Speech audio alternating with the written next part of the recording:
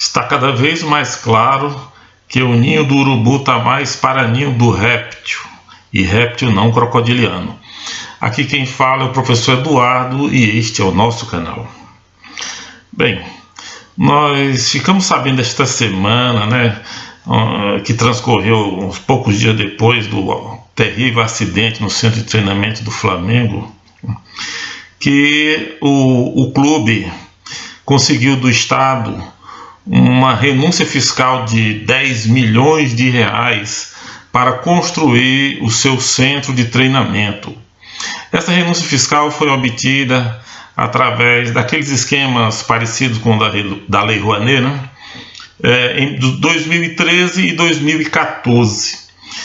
Então, o Estado do Rio deixou de recolher, no célebre governo do Sérgio Cabral, deixou de recolher 10 milhões de reais para construir hospitais, melhorar a situação da polícia, serviços públicos em geral, para que o Flamengo pudesse construir o seu centro de treinamento e, no meio dele, uma estrutura clandestina que foi usada para alojar esses rapazes e que no final se revelou uma armadilha mortal. Essa estrutura, como nós vimos, era composta por containers precariamente isolados. Provavelmente o poliuretano usado para fazer o isolamento interno da estrutura não era tão anti-inflamável assim, ou estava comprometido de alguma maneira, Seja como for, no local onde havia o dormitório dos rapazes, dos garotos, deveria existir apenas um estacionamento. Aquela estrutura era ilegal e a prefeitura sabia disso, as autoridades sabiam disso. Então, como eu disse, essa estrutura de 6 alojamentos para umas 30 pessoas mais ou menos, tinha apenas uma única porta bem estreitinha num dos lados. Não havia, ao que parece, até agora ninguém falou, um único extintor de incêndio, e as janelas dos aposentos dos meninos tinham grades. Olha só. Bom, uma coisa que chamou a atenção no momento, no filme que existe sobre o momento em que o incêndio começa, é que os garotos saem dos seus quartos completamente aparvalhados, completamente tontos, o incêndio vai se alastrando assim, eles ficam como que grogues, areados. Eu não sei o que aconteceu, até parece que ou eles passaram o dia todo carregando pedra, fazendo um treinamento pesadíssimo, ou fizeram alguma extravagância na noite anterior e estavam tão esgotados que não estavam sem a menor noção do que estava acontecendo. Num determinado momento, ficam uns 3 ou 4 assim parados diante da porta, vendo o fogo aumentar, o incêndio, sabendo que deviam saber que haviam vários rapazes ainda lá dentro. E aí vem uma questão que é muito séria. Um dos garotos, que ele acordou primeiro, disse que quando viu o incêndio começar no ar-condicionado, a primeira ideia que teve foi correr para o bebedouro, pegar água e jogar para apagar o fogo. Ora, como é que um garoto de 13, 14 anos não é ensinado na escola ou mesmo dentro do clube, já que eles estavam lá sozinhos, entregues a si mesmo, como os filhotes dos répteis, como eu falei, Não se joga água no incêndio de rede elétrica, da mesma forma que não se joga água no incêndio provocado por combustível, só vai mais espalhar mais a chama. Agora, esses garotos também, ninguém parece que teve a ideia de correr, chamar os amigos e tudo mais, mas isso só acontece se esses jovens recebem treinamento, e um treinamento poderia ser dado na escola, uma escola que servisse para alguma coisa, que infelizmente não é o caso da nossa escola. Por exemplo, nas escolas americanas, desde a pré-escola, os primeiros anos do ensino fundamental e sempre ao longo da vida escolar, os alunos fazem treinamento para fugir de incêndio, treinamento para se proteger no caso de um tiroteio dentro da escola. Por que esse tipo de treinamento não é feito nas escolas brasileiras?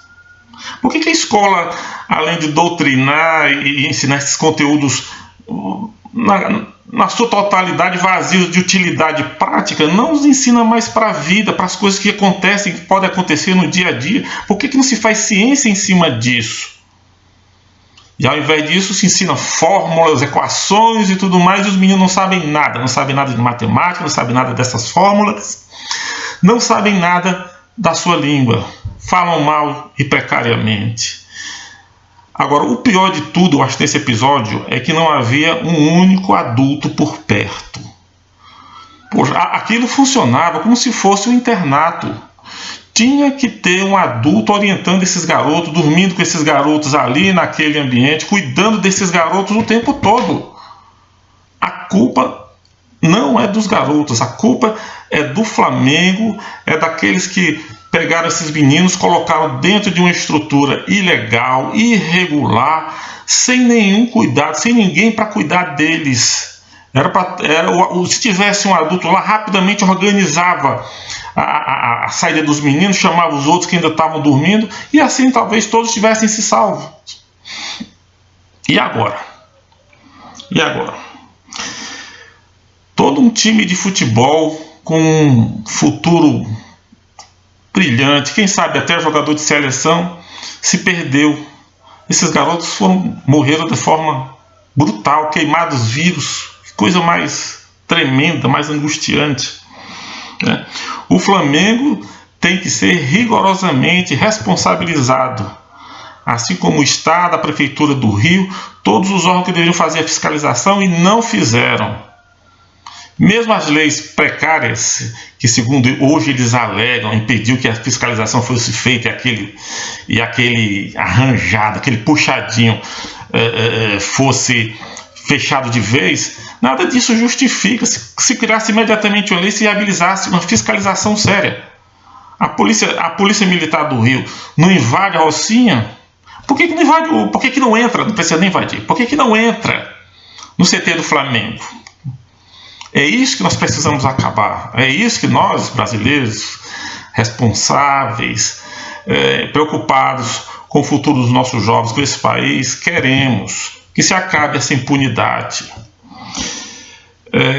Olha, vendo todo esse contexto desse episódio lamentável do Centro de Treinamento do Flamengo, eu me lembrei de uma música do Chico Buarque, que diz assim, numa de suas estrofes lá: dormia a pátria-mãe tão distraída, sem perceber que era subtraída em tenebrosas transações. Acho que o Chico parece só esqueceu de perceber que tanto o sonífero como as tenebrosas transações foram propiciadas nesse país, principalmente pela esquerda que ele tanto idolatra. Eu acho que está na hora de acordar, meu velho. Muito obrigado.